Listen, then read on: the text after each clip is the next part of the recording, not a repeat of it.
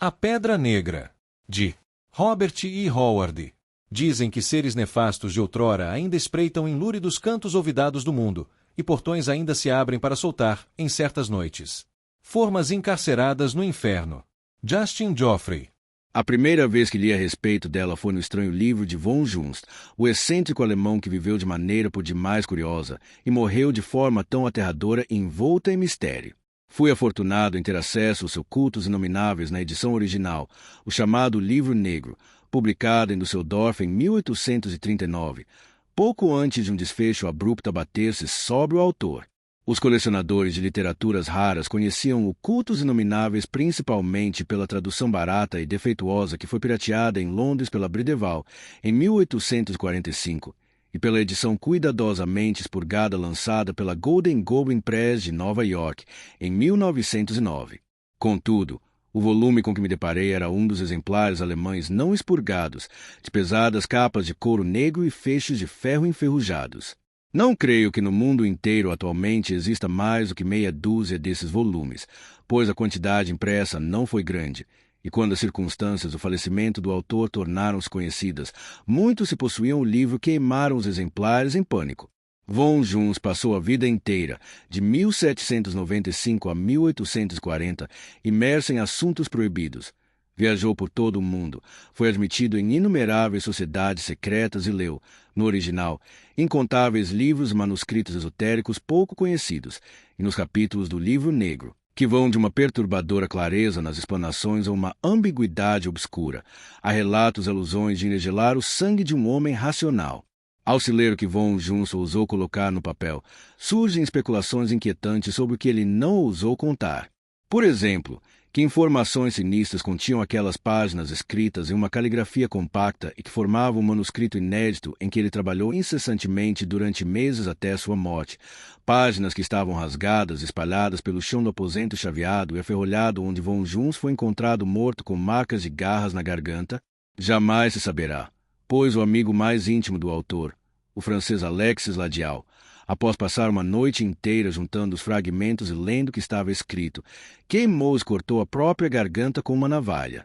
Porém, o conteúdo do material publicado é suficiente para causar arrepios, mesmo que se aceite a opinião geral de que representa apenas os delírios de um louco. Lá, entre muitas coisas estranhas, encontrei a menção à Pedra Negra, aquele monólito curioso e sinistro que se ergue em meio às montanhas da Hungria em torno do qual giram tantas lendas sombrias. Von Junst não lhe dedicou muito espaço. A maior parte da obra macabra trata de cultos e objetos de adoração profana que ele afirmava existirem em sua época, e aparentemente a Pedra Negra representa alguma ordem ou ser perdido e esquecido há séculos. No entanto, o autor falava sobre a pedra como uma das chaves, uma expressão usada muitas vezes por ele, em diversas referências, e que constituía uma das obscuridades da obra. E havia uma rápida alusão às curiosas visões que podiam ser presenciadas nas proximidades do monólito na noite do solstício de verão. O autor mencionava a teoria de Otto Doschmann de que esse monólito era um vestígio da invasão huna e que havia sido erigido para celebrar a vitória de Átila sobre os godos. Von Junst contradisse essa afirmação sem apresentar qualquer fato que a refutasse, limitando-se a dizer que atribuir a origem da Pedra Negra aos hunos era tão lógico quanto supor que viu Ion, o conquistador, erguera Stonehenge.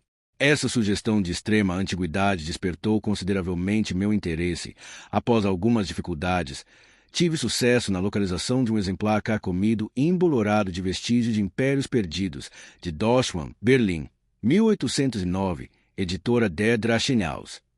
Fiquei desapontado ao descobrir que Doschmann era ainda mais sucinto que von Junst a mencionar a Pedra Negra, rejeitando-a em poucas linhas como um artefato relativamente moderno quando comparado às ruínas greco-romanas da Ásia Menor, que eram seu tema preferido. Ele admitiu ser incapaz de decifrar os caracteres desgastados na superfície do monólito, mas declarou-os como sendo sem dúvida alguma de origem mongoloide. Entretanto, ainda que pouco tenha descoberto por Doschmann, ele mencionava o nome de uma aldeia adjacente à Pedra Negra, Sregoikavar, um nome ominoso, que significava algo como Vila das Bruxas. Não obtive mais informações ao examinar minuciosamente guias e artigos de viagem. Sregoikavar, que não constava em nenhum dos mapas que pude encontrar, situava-se em uma região inóspita e pouco frequentada, fora da rota de turistas casuais. Porém, Encontrei detalhes instigantes no folclore magiar de Dorley. No capítulo sobre mitos oníricos, ele menciona a Pedra Negra e fala a respeito de algumas superstições curiosas em torno dela, especialmente a crença de que, se alguém dormir nas proximidades do monólito, essa pessoa será para sempre assombrada por pesadelos monstruosos. E ele cita histórias dos camponeses sobre pessoas curiosas demais que se arriscaram a visitar a pedra na noite do solstício de verão e que morreram enlouquecidas devido a algo que viram lá. Isso foi tudo que consegui depreender de Dorley, mas meu interesse foi aumentado ainda mais ao sentir que a pedra estava cercada por uma aura distintamente sinistra. A sugestão de uma antiguidade envolta em trevas e a alusão recorrente a eventos sobrenaturais na noite do solstício de verão tocaram em algum instinto adormecido dentro de mim, da mesma forma que alguém é capaz de sentir, em vez de ouvir, um rio subterrâneo correr à noite. E, de repente, percebi uma ligação entre essa pedra e um certo poema estranho e fantástico escrito pelo poeta louco Justin Joffrey, O Povo do Monólito. Indagações revelaram que Joffrey havia, na verdade, escrito esse poema durante uma viagem pela Hungria, e eu não tinha dúvida de que a Pedra Negra era o mesmo monólito que ele mencionava nos estranhos versos. Ao reler o poema, senti novamente as estranhas agitações do subconsciente que eu havia percebido quando li pela primeira vez a respeito da pedra. Como eu vinha procurando um lugar onde passar umas férias, acabei tomando uma decisão. Parti para Stregoi-Kavar. Um trem antiquado saiu de Temesvar, deixando-me a uma distância considerável do meu objetivo, para dizer o mínimo, e após uma viagem de 3 dias em um coche sacolejante cheguei à pequena aldeia entranhada em um vale fértil, no alto das montanhas cobertas de abetos. A viagem em si foi tranquila, mas durante o primeiro dia passamos pelo antigo campo de batalha de Suvaval, onde o destemido cavaleiro húngaro-polonês, Conde Boris Ladinov, resistiu de forma galante e inútil contra os exércitos vitoriosos de Suleiman, o Magnífico, quando o grão turco lançou-se sobre a Europa Oriental em 1526. O cocheiro me apontou uma grande pilha de pedras numa colina próxima, sob a qual, disse ele, jaziam os ossos do bravo conde. Lembrei-me de uma passagem do Guerras Turcas, de Larso, após a escaramuça, em que o conde e o pequeno exército haviam repelido a vanguarda turca. O conde encontrava-se ao pé das muralhas parcialmente arruinadas do vetusto castelo na colina, organizando a distribuição de suas tropas, quando um ajudante de ordens lhe trouxe um pequeno estojo laqueado, que havia sido recolhido junto ao corpo do famoso escriba e historiador turco Selim Bahadur, que tombara em combate. O conde tirou um pergaminho de dentro do estojo e começou a lê-lo. Porém, mal começara a fazê-lo quando ficou muito pálido, sem dizer uma palavra, recolocou o pergaminho no estojo e o guardou em seu manto. Naquele exato momento, uma bateria turca oculta abriu fogo de súbito, e os húngaros ficaram horrorizados ao verem as muralhas desmoronarem com o impacto das balas, soterrando por completo o bravo conde. Sem um líder, o galante exército foi feito em pedaços, e nos anos que se seguiram, arrasados pela guerra, os ossos dos nobres jamais foram recuperados. Hoje os nativos apontam para uma pilha de destroços próxima a Shonvaval, sob a qual, dizem, ainda descansa tudo o que, após séculos, restou do conde Boris Vladinov. A aldeia de Stregoi-Kavar pareceu-me ser um lugar agradável e sossegado que aparentemente contradizia sua alcunha sinistra, um canto esquecido que o progresso deixou para trás. As casas singulares e os trajes e modos ainda mais peculiares dos habitantes remetiam a um século passado. As pessoas eram amigáveis, um pouco curiosas, mas não dadas a fazer perguntas, ainda que visitantes de fora fossem extremamente raros. 10 anos atrás, outro americano veio aqui e ficou alguns dias na aldeia, disse o dono da taverna onde fiquei hospedado, um rapaz de modos estranhos, que resmungava consigo mesmo. Acho que era um poeta. Eu sabia que ele devia estar falando de Justin Joffrey. Sim, ele era poeta, respondi, e compôs um poema sobre uma paisagem próxima a esta mesma aldeia. É mesmo? Meu anfitrião ficou interessado.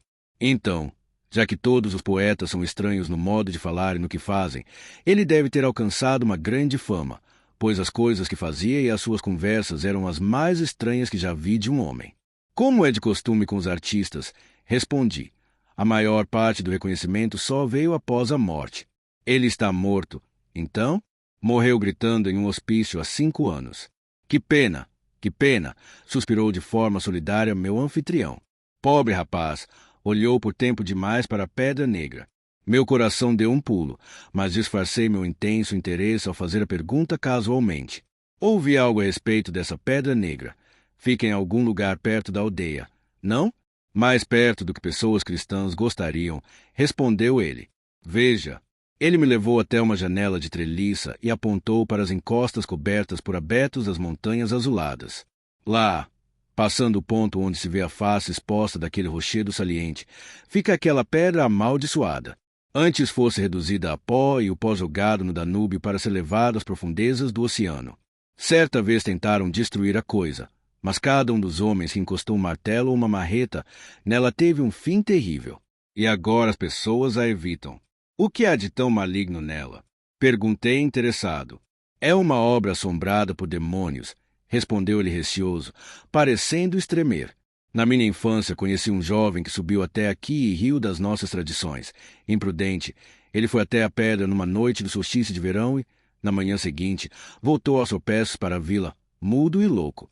Algo havia-lhe destruído a mente e selado os lábios, pois até o dia de sua morte, que chegou pouco depois, ele falava apenas para proferir blasfêmias terríveis ou balbuciar coisas incoerentes. Meu próprio sobrinho se perdeu nas montanhas quando era muito pequeno e dormiu na floresta próxima à pedra, e agora, adulto, é torturado por sonhos medonhos, ao ponto de às vezes a noite se tornar hedionda com seus gritos e ele acordar suando frio. Mas falemos de outra coisa. Não é bom se demorar nesses assuntos. Comentei sobre a idade evidente da taverna e ele respondeu com orgulho. As fundações têm mais de 400 anos. A casa original foi a única da aldeia que não foi incendiada quando aquele demônio Sulemã atacou estas montanhas. Dizem que aqui, na casa que ficava sobre essas mesmas fundações, o escriba Selim Bahadur se aquartelou enquanto devastava as terras ao redor. Fiquei sabendo, na ocasião, que os habitantes atuais de Stregoi-Kavar não descendiam do povo que lá viverá antes do ataque turco de 1526. Os muçulmanos vitoriosos não deixaram ninguém vivo na aldeia ou nas redondezas ao passarem por lá. Homens, mulheres e crianças foram dizimados em um holocausto rubro de assassínio, deixando silenciada e deserta uma extensa faixa de terra. Os moradores atuais de Stregoi-Kavar descendiam de colonizadores destemidos vindos dos vales mais baixos, que chegaram à aldeia arruinada depois que o turco foi repelido. Meu anfitrião falava do extermínio dos habitantes originais sem qualquer ressentimento, e me foi dito que os seus ancestrais das terras mais baixas tinham mais ódio e aversão dos montanheses do que dos turcos. Ele foi um tanto vago acerca das causas dessa inimizade, mas disse que os habitantes originais de Stregoi-Kavar tinham o hábito de fazer incursões furtivas nas baixadas para raptar moças e crianças. Além disso, o taverneiro disse que aquela gente não tinha exatamente o mesmo sangue do seu próprio povo. A robusta estirpe eslava magiar original havia se misturado e casado com uma raça nativa degenerada, até que as duas linhagens se fundiram, produzindo um amálgama repulsivo. Ele não tinha a menor ideia de quem eram esses nativos, mas sustentava que eram pagãos e que viviam nas montanhas desde tempos imemoriais, antes da chegada dos povos conquistadores. Dei pouca importância a essa história, vendo nela apenas um paralelo do amalgamento de tribos celtas com aborígenes mediterrâneos nas colinas de Gaovai, cuja raça mista resultante, os Pictos, possui uma ampla participação nas lendas escocesas. O tempo possui um curioso efeito de síntese sobre o folclore. Da mesma forma que as histórias dos Pictos mesclaram-se com lendas de uma raça mongoloide mais antiga, a ponto de em determinado momento ser conferida aos Pictos aparência repulsiva dos primitivos atacados, cuja individualidade foi agregada às histórias pictas então esquecida. Eu tinha a impressão de que os supostos atributos inumanos dos primeiros aldeões de Stregoi-Kavar podiam ser traçados até mitos mais antigos relacionados a invasores hunos e mongóis. Na manhã seguinte à minha chegada, meu anfitrião, um tanto aflito, indicou-me o caminho e parti para encontrar a Pedra Negra. Após algumas horas subindo as encostas cobertas de abetos, cheguei àquele penhasco maciço e escarpado que se projetava altaneiro da montanha. Uma trilha estreita o atravessava e, depois de subi-la, olhei para o pacífico vale de Stregoi-Kavar lá embaixo, que parecia dormitar, protegido pelas montanhas azuladas ao redor. Não havia cabanas ou qualquer sinal de habitação humana entre o penhasco onde eu me encontrava e a aldeia. Vi algumas fazendas espalhadas pelo vale, mas todas ficavam do outro lado de Stregoi-Kavar, que parecia retrair-se diante das infaustas encostas que ocultavam a Pedra Negra. O cume do penhasco se mostrou uma espécie de planalto de mata cerrada. Segui em meio à vegetação por alguns metros, cheguei a uma ampla clareira, em cujo centro erguia-se uma forma lúgubre de pedra negra. Era octogonal, com 5 metros de altura e cerca de meio metro de espessura. Era evidente que já fora bem polida, mas a superfície agora estava mossegada, como se tivessem tentado demoli-la com selvageria. Os martelos, porém, pouco fizeram além de lascá-la e mutilar os caracteres que outrora cobriam em espirais até o topo. Esses caracteres estavam quase que apagados por completo da base até uma altura de 3 metros, fazendo com que fosse muito difícil ver para que lado iam. Estavam mais nítidos no alto e, com esforço, consegui subir um pouco na pedra e examiná-los de perto. Todos os caracteres estavam um pouco desgastados, mas eu tinha certeza de que não simbolizavam qualquer língua atualmente lembrada na face da Terra.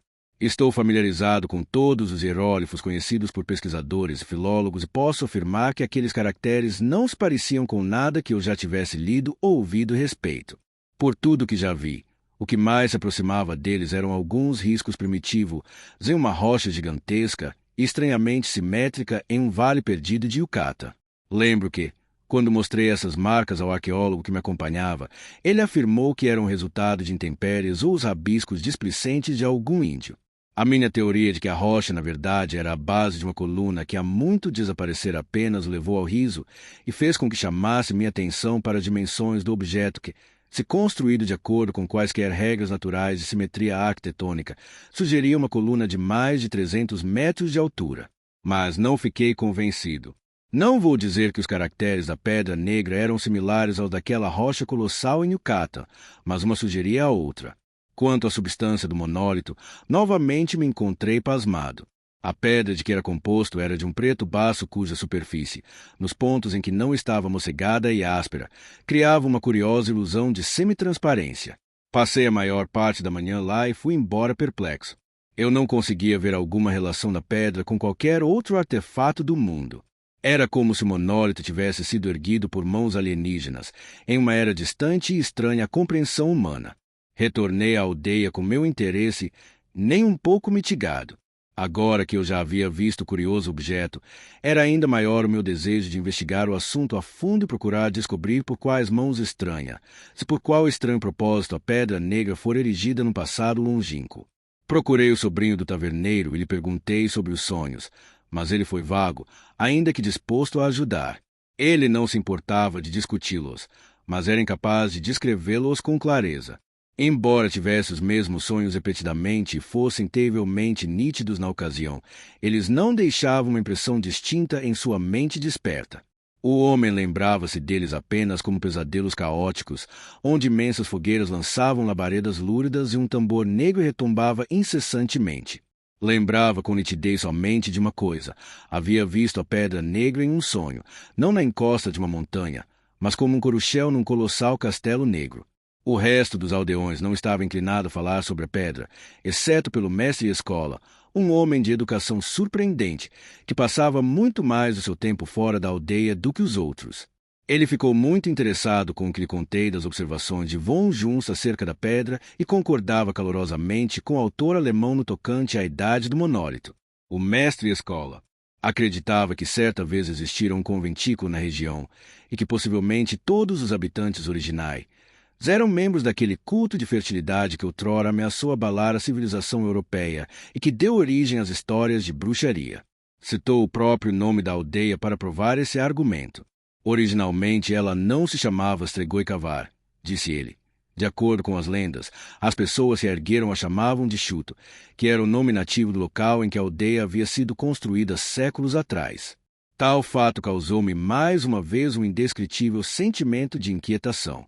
O nome bárbaro não sugeria uma ligação com qualquer raça cítica, eslava ou mongol a qual um povo nativo dessas montanhas teria pertencido em circunstâncias naturais. Era evidente, disse o mestre-escola, que os magiares e os eslavos dos vales mais baixos acreditavam que os habitantes originais da aldeia eram membros do culto de bruxaria pelo nome que deram ao local. Nome esse que continuou a ser usado mesmo após os colonizadores mais antigos terem sido massacrados pelos turcos, se a aldeia ter sido reconstruída por uma estirpe mais pura e sã. Ele não acreditava que os membros do culto tivessem erigido o monólito, mas acreditava que o usavam como centro de suas atividades, repetindo lendas obscuras passadas de geração em geração desde antes da invasão turca. O homem aventou a teoria de que os aldeões degenerados usavam a pedra como uma espécie de altar sobre o qual ofereciam sacrifícios humanos, tendo como vítimas as moças e os bebês raptados de seus próprios ancestrais nos vales mais baixos. O mestre-escola não dava crédito aos eventos bizarros da noite do solstício de verão, nem a uma curiosa lenda sobre uma estranha divindade que o povo bruxo de Chuto, diziam, invocava com cânticos e rituais selvagens de flagelação e morticínio. Ele disse jamais tinha ido até a pedra em uma noite do solstício de verão, mas não teria receio de fazê-lo. Seja o que for que tivesse existido ou sido realizado lá no passado, as brumas do tempo e do esquecimento já o tinham engolfado. A pedra negra perderá seu significado, exceto como um elo com o passado morto e empoeirado. Foi quando eu voltava certa noite de uma visita a esse mestre-escola, cerca de uma semana desde minha chegada a Stregoicavar, que lembrei subitamente de algo. Era a noite do solstício de verão, a época que as lendas associavam a pedra negra com nefandas implicações. Afastei-me da taverna e atravessei a aldeia a passos ligeiros. Stregoicavar estava silenciosa. Os aldeões recolhiam-se cedo. Não vi ninguém quando saí rapidamente da aldeia e me embrenhei na mata de abetos que ocultava as encostas com trevas murmurantes. Uma lua cheia e prateada pairava sobre o vale, banhando os penhascos e aclives com uma luz misteriosa e enegrecendo ainda mais as sombras. Não soprava vento algum por entre as árvores, mas era possível ouvir um farfalhar intangível e enigmático. Por certo que em noites como esta, segundo minha imaginação fértil, em séculos passados bruxas nuas montadas em vassouras mágicas voaram por sobre o vale, perseguidas por zombeteiros familiares demoníacos. Cheguei ao penhascos e fui tomado por uma certa inquietude ao perceber que o luar ilusivo lhes conferia um aspecto sutil que eu não notara anteriormente. Naquela luz eles pareciam menos com formações naturais e mais com ruínas de ameias ciclópicas construídas por titãs, projetando-se da encosta da montanha. Deixando essa alucinação de lado com dificuldade, alcancei a área plana e hesitei por um momento antes de adentrar a escuridão ameaçadora da mata. Uma certa tensão angustiante vinha das sombras, como um monstro invisível que prendia a respiração para não espantar a presa. Ignorei a sensação, natural, levando em consideração a estranheza do lugar e a sua reputação maligna, e abri caminho pela mata, com uma desagradável impressão de estar sendo seguido, e detive-me uma vez, certo de que algo viscoso roçara meu rosto em meio às trevas. Emergi na clareira e vi o alto monólito erguendo-se sobranceiro em meio à relva. Perto da linha das árvores, para os lados dos penhascos, havia uma pedra que formava uma espécie de assento natural. Sentei-me, pensando que provavelmente havia sido ali que o poeta louco, Justin Geoffrey, compusera seu fantástico Povo do Monólito. O taverneiro era da opinião de que a pedra causará a insanidade de Geoffrey, mas as sementes da loucura haviam sido plantadas na mente do poeta muito antes de ele ir a Stregoicavar. Com uma olhada no meu relógio, vi que faltava pouco para a meia-noite. Recostei-me, à espera de qualquer demonstração fantasmagórica que pudesse se manifestar. Um vento fraco começou a soprar por entre os galhos dos abetos, com uma sugestão sobrenatural de flautas ocultas que tocavam uma melodia sinistra e maléfica. A monotonia do som e o olhar que eu mantinha fixo no monólito produziram sobre mim algo de hipnótico e fiquei sonolento. Ainda que lutasse contra esse efeito, fui vencido pelo sono. O monólito parecia oscilar e dançar, estranhamente distorcido diante de mim, e então adormeci. Abri os olhos e tentei me levantar, mas não consegui me mexer, impotente como se preso por uma mão gélida. Um horror glacial tomou conta de mim. A clareira não estava mais deserta. Havia ali uma multidão estranha e silenciosa, e notei, de olhos arregalados, detalhes bárbaros nos trajes que usavam e que meu juízo compreendia como arcaicos e esquecidos até mesmo para aquela terra atrasada. Por certo, pensei, eram aldeões que haviam se reunido ali para algum conclave fantástico. Porém, bastou uma segunda olhada para saber que aquelas pessoas não eram a gente de Stregoicavar. Eram uma raça mais atarracada, de fronte mais baixa e rostos mais largos e impassivos. Alguns tinham traços eslavos e magiares, mas que foram degradados pela mistura com alguma linhagem inferior e exótica que eu não conseguia classificar. Muitos usavam peles de animais selvagens, à aparência geral, tanto de homens como de mulheres, era de uma brutalidade sensual. Eu estava aterrorizado e tomado de repulsa, mas eles não se aperceberam de minha presença. Formaram um amplo semicírculo diante do monólito e começaram a entoar um cântico, lançando os braços para o alto em uníssono e sacudindo os corpos numa cadência da cintura para cima. Todos os olhares se voltavam para o topo da pedra, a qual pareciam clamar. O mais inusitado, porém, era o abafamento das vozes. Centenas de homens e mulheres inequivocadamente erguiam suas vozes num cântico frenético a menos de 50 metros de onde eu estava, mas ainda assim eu os ouvia como um murmúrio indistinto, como que separados por vastas extensões de espaço ou de tempo. Em frente ao monólito havia uma espécie de braseiro, de onde subia uma fumaça amarelada nauseante, serpenteando de modo curioso ao redor da pedra negra como uma cobra gigantesca.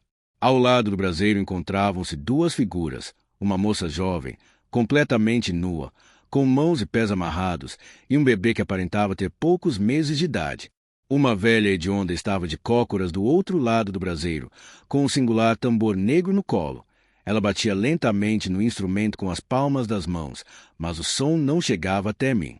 O ritmo dos corpos dançantes ficou mais rápido, e no espaço entre as pessoas, o monólito, surgiu uma jovem nua, de olhos faiscantes e um longo cabelo negro e esvoaçante. Rodopiando na ponta dos pés, ela atravessou o espaço aberto e prostou-se diante da pedra, onde permaneceu imóvel. Logo depois ela foi seguida por uma figura fantástica, um homem de cuja cintura pendia uma pele de cabra e cujas feições encontravam-se ocultas por uma máscara feita da cabeça de um lobo, dando-lhe uma aparência monstruosa, horrivelmente composta de elementos humanos e bestiais.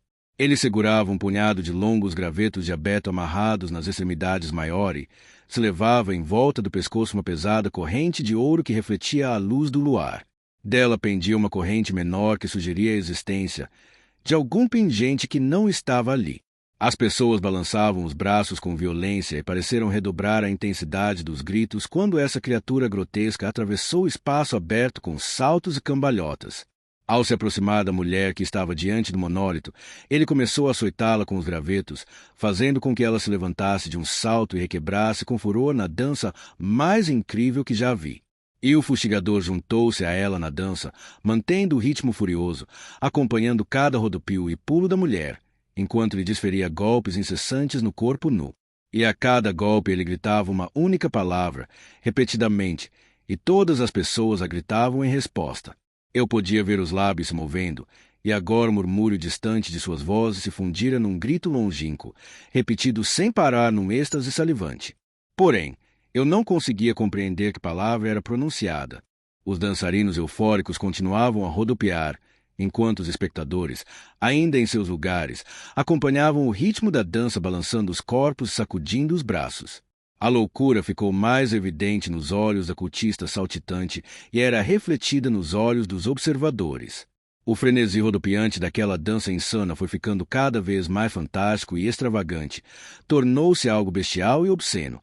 Enquanto a velha uivava, batia o tambor como uma desvairada e os gravetos estalavam em uma melodia infernal. O sangue escorria pelos membros da dançarina, mas ela parecia não sentir o açoitamento, salvo como estímulo para movimentos ainda mais revoltantes, saltando para o meio da fumaça amarela, que agora estendia tênues tentáculos para envolvê-los. Ela pareceu se fundir com aquela névoa pestilenta que a encobriu.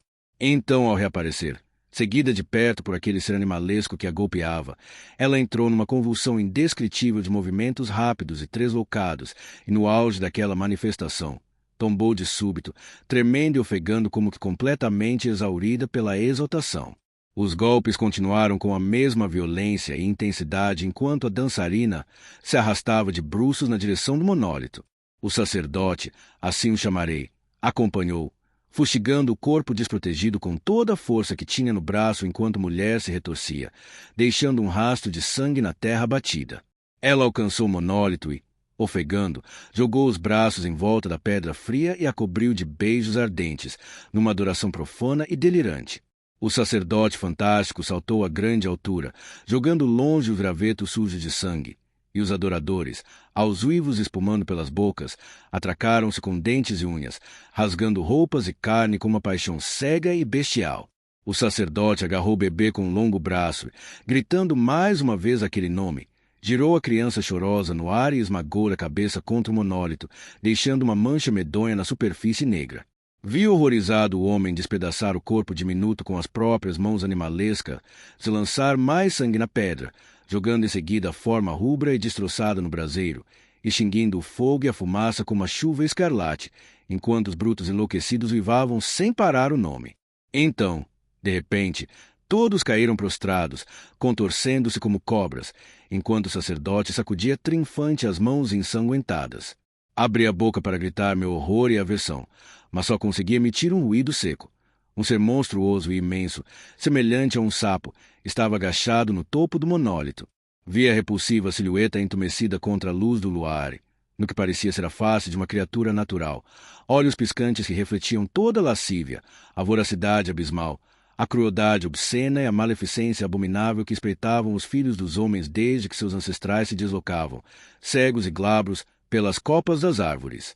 Naqueles olhos odiosos estavam espelhados todos os seres profanos, segredos abjetos que repousavam em cidades no fundo do mar e que se refugiam da luz do dia nas trevas de cavernas primordiais.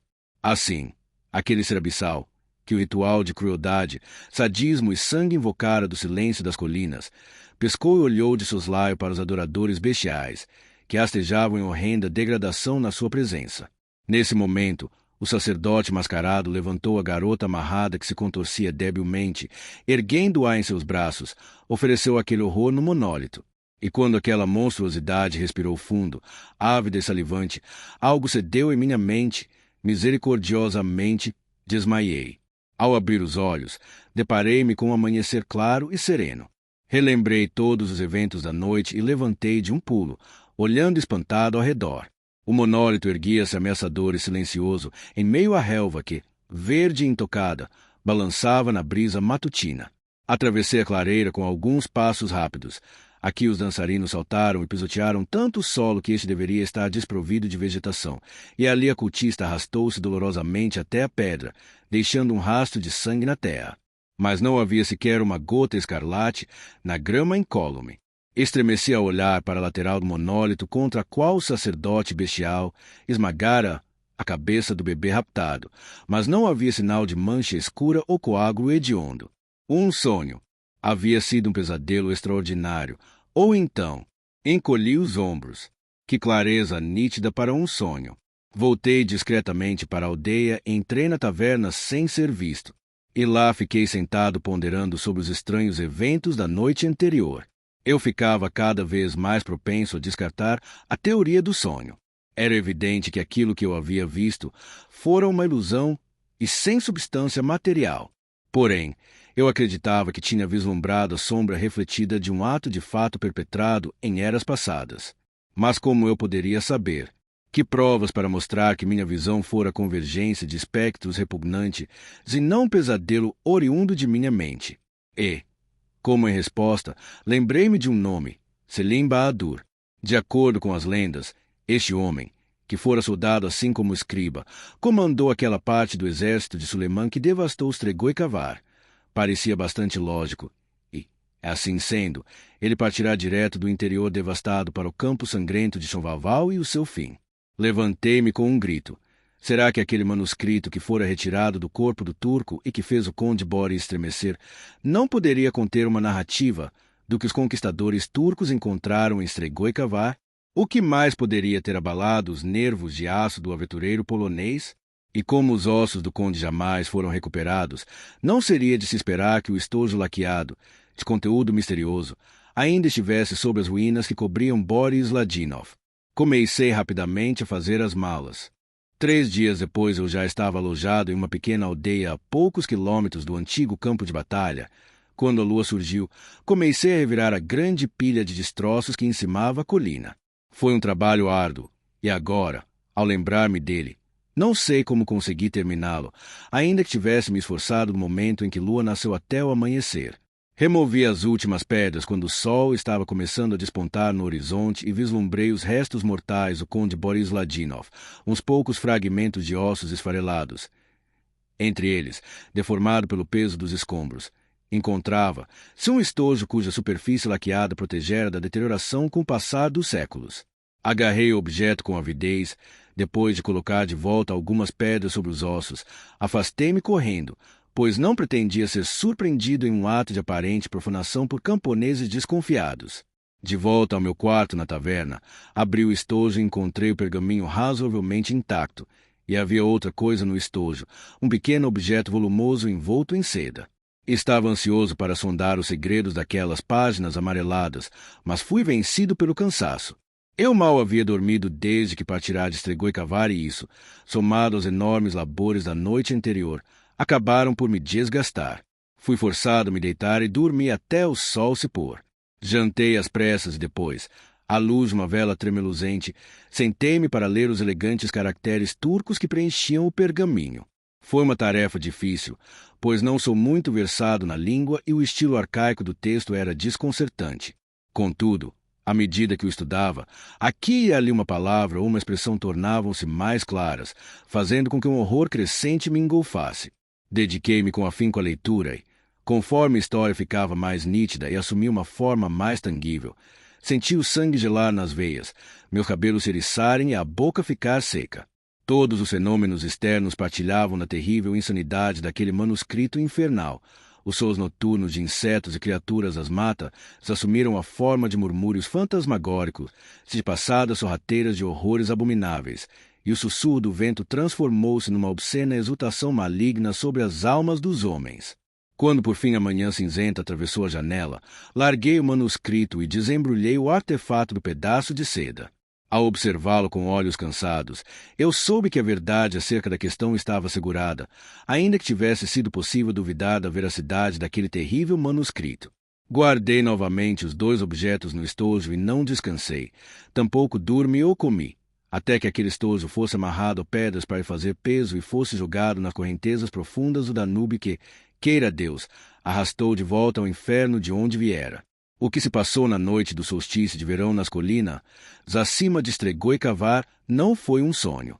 Bem o fez Jashin Joffrey ao se deter lá apenas durante o dia e ir embora, pois se tivesse contemplado aquele conclave medonho, sua razão insana teria se perdido muito antes. Não sei como mantive a lucidez. Não fora um sonho. Vi um nefasto aglomerado de cultistas mortos há muito tempo, saídos do inferno para render homenagens como antigamente, fantasmas que se curvavam diante de um fantasma, pois o inferno há muito havia reclamado aquele deus hediondo. Por muito tempo ele habitou as colinas, um vestígio enlouquecedor de uma era obsoleta, mas suas garras obscenas não mais fechavam sobre as almas dos vivos, rei de um reino morto, povoado apenas pelos espectros daqueles que o serviram em vida. Não sei por meio de que alquimia nefária ou feitiçaria ímpios portões do inferno são abertos naquela noite sinistra, mas testemunhei o fato com meus próprios olhos. E sei que não vi nenhuma criatura viva naquela noite, pois o manuscrito escrito na caligrafia cuidadosa de Selim Bahadur narrava detalhadamente o que eles e seus saqueadores encontraram no vale de Estregoi-Cavar, e li, em minúcias, as obscenidades blasfemas arrancadas pela tortura dos lábios de adoradores estridentes. E li também a respeito da sombria caverna perdida no alto das colinas, onde os turcos aterrorizados encurralaram uma criatura monstruosa, entumecida, como um sapo na aparência, e a mataram com fogo e aço o ancião abençoado séculos antes por Maomé e com encantamentos que já eram antigos quando a Arábia era jovem. E mesmo a mão firme de Selim tremeu ao registrar os cataclísmicos uivos moribundos da monstruosidade, que não morreu sozinha, pois uma dezena de homens morreu com ela, de maneiras que Selim não queria ou não podia descrever. E aquele volumoso ídolo de ouro enrolado em seda era uma imagem da própria criatura, arrancado por Selim da corrente dourada que adornava o pescoço do sumo sacerdote mascarado assassinado. Bem fizeram os turcos ao varrer aquele vale amaldiçoado a ferro e fogo purificador. Os eventos presenciados por aquelas montanhas pertencem às trevas e aos abismos de éons perdidos. Não é o medo do ser batráquio que me faz estremecer à noite. A criatura está agrilhoada no inferno com sua horda nauseabunda, de onde é solta somente por uma hora, durante a noite mais sinistra do ano, como testemunhei, e não resta nenhum dos seus adoradores. O que me faz suar frio é saber que tais criaturas outrora pairaram sobre as almas dos homens, e temo tornar a ler as páginas da abominação de Von Junst, pois agora compreendo a repetição da expressão sobre chaves. Sim, chaves para portas exteriores. elos com um passado horroroso, quem sabe, de esferas horrendas do presente. E compreendo porque os penhascos se parecem com ameias ao luar e porque o assombrado sobrinho do taverneiro viu em sonhos a Pedra Negra como um coruchel de um castelo negro ciclópico. Se algum dia vierem a escavar aquelas montanhas, poderão encontrar coisas incríveis debaixo da proteção daquelas encostas. Pois a caverna em que os turcos encurralaram a criatura não era na realidade uma caverna, e estremeço ao contemplar o gigantesco abismo de éons que deve se estender entre esta era e a época em que a terra tremeu e ergueu, como uma onda, aquelas montanhas azuladas que, a pique, encobriram coisas impensáveis. Que ninguém jamais tente desenterrar aquele coruchel maldito que os homens chamam de Pedra Negra. Uma chave. Sim, é uma chave, símbolo de um horror esquecido. Aquele horror voltou ao limbo de onde saiu rastejando, de forma vil, no amanhecer negro do mundo. Mas e quanto às outras possibilidades infernais sugeridas por von Junst, e quanto à mão monstruosa que lhe ceifou a vida, desde que li o que Selim Bahadur escreveu, não posso duvidar de mais nada presente no livro negro. O homem nem sempre foi senhor da terra, e o é, hoje, e volta e meia imagino. Se tal entidade monstruosa como o mestre do monólito foi capaz de sobreviver de algum modo à sua época indizivelmente distante por tanto tempo, que formas inomináveis podem estar à espreita ainda agora nos confins sombrios do mundo.